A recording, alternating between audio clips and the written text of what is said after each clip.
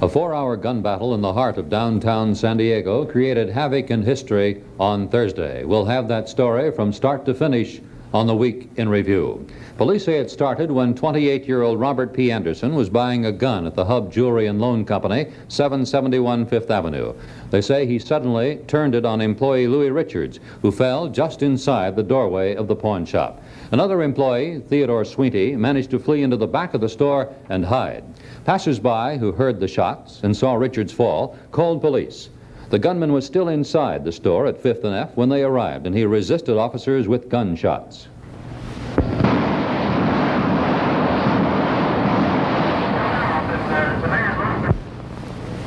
Patrolmen took cover along the streets and began firing tear gas into the shop from behind a Coke truck, which they used as a barricade near the intersection. From the street, officers could see Richard's body laying in the doorway right in the middle of the battle. They had no way of knowing whether he was dead or alive. So under the cover of a barrage of tear gas poured into the building and a fierce crossfire, they sent a rescue party to the doorway. While the sounds of gunfire rattled and echoed through the streets, Richard's body was dragged out of the shop. Richards lived at 4410 Utah Street. He was the store's credit manager, and police said they believed the gunman Anderson had intended to rob him.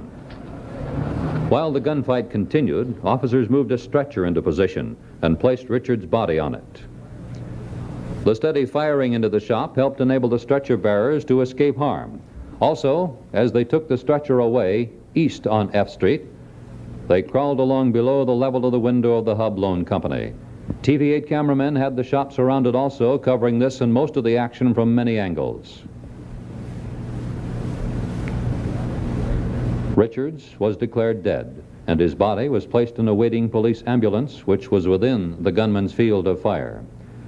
Some officers used machine guns during the battle, which also brought about the death by heart attack of 52-year-old Robert Crandall, editor of the San Diego Independent. He was carried from the scene. Crandall was covering the story for his paper. The William Penn Hotel over the store had to be evacuated, and the residents were led to safety. Because of the difficulty of seeing the gunman inside the shop, a Loomis armored truck was employed by police to get closer to the building. It was driven up over the curb and parked on the sidewalk on the F Street side, alongside the window already riddled with bullets. Mel Knepp had these comments at the scene.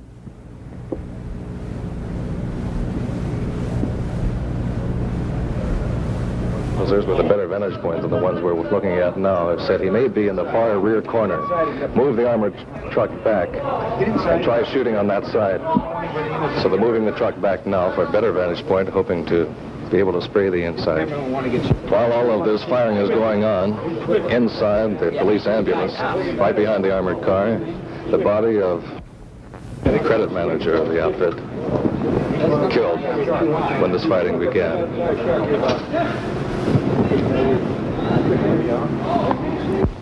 Shortly thereafter, Officer Samuel Chastain received a superficial forehead wound as he fired at the gunman from the 5th Avenue side of the store.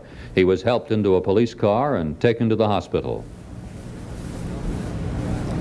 Mel Knepp described how the officers were using the armored truck during the prolonged battle. This armored car has been backed up alongside the store. Repeatedly, the suspect inside has been told to come out. He's refused. A high-powered rifle is being aimed out the side of this car. You can just barely see the barrel sticking out the side of the armored car now, plowing away at inside. Inside, now and then you hear the tinkling of glass. Inside the store, one more time. Lay down your weapons, come out of the store. You can see you are surrounded. We have the necessary equipment now. Come on out. We'll hold our fire long enough for you to put your weapon down and come out of the store. Do it now. Put your weapon down, raise your hand way over your head, and walk slowly out of the store. Much of the tear gas that was fired into the shop was blown right back out by the gusty winds on Thursday. It was a rainy day with the dark storm clouds blowing by overhead. At one point, the tear gas blew out of the shop and into the armored truck, and into the eyes of the officers inside. They came out for air, but not the gunman. He managed to remain inside. Then Mel Knepp interviewed Detective Sergeant Carl Davis.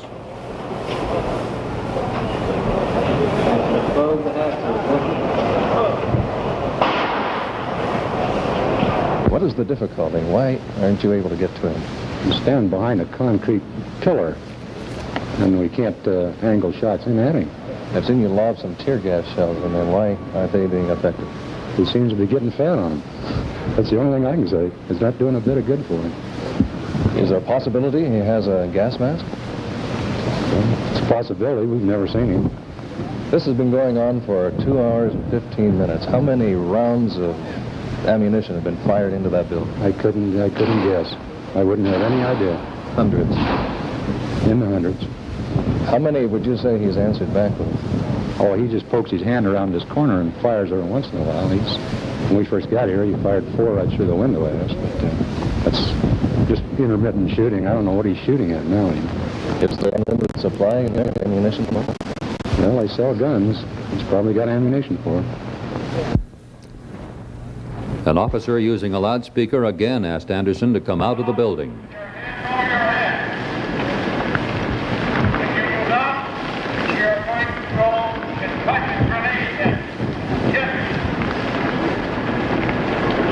But Anderson failed to appear, and shots rang out once more.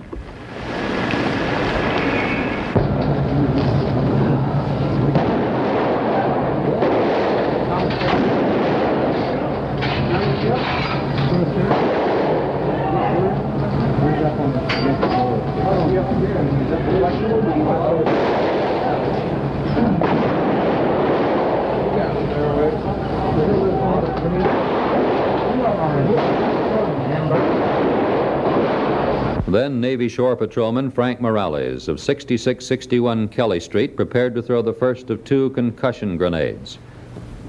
He was given a bulletproof vest, put on his helmet, and was ready to go.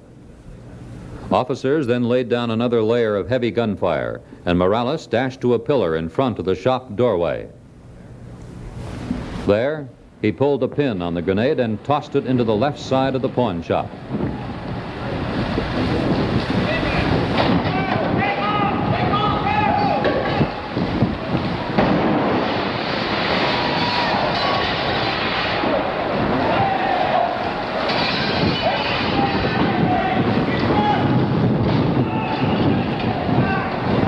The concussion blew out the F Street side of the shop, and officers rushed inside, firing bullets as they went.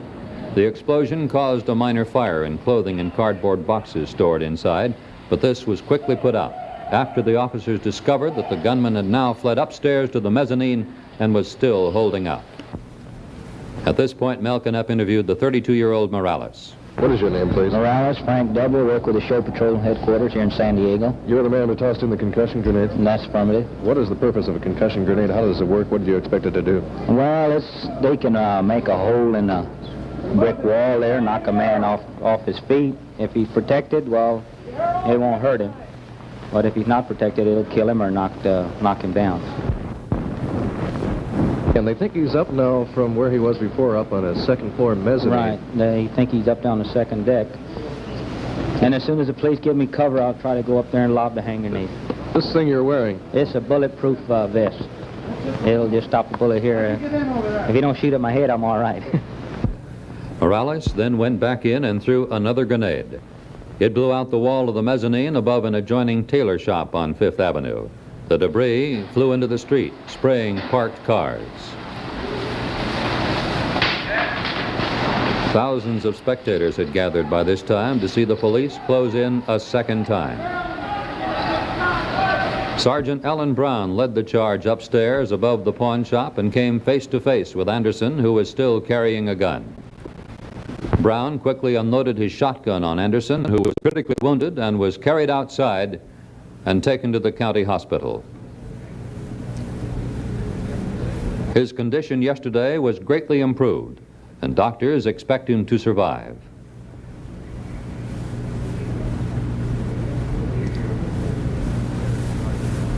Here is Sergeant Brown. Afterwards, Harold Keene talked to Theodore Swienty, 63, who escaped injury despite being in the shop during the battle. Swienty said he was selling Anderson a weapon when the shooting broke out.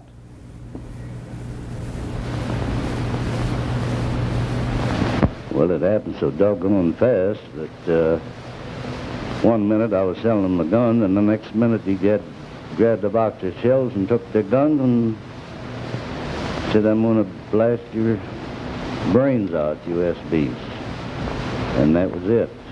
But the first shot, just my luck, was the first shot he fired at Mr. Richards.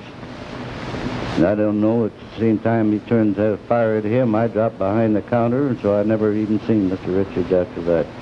What did you do then after dropping behind the counter? Well, I crawled off to the door and tried to make my escape out the mezzanine,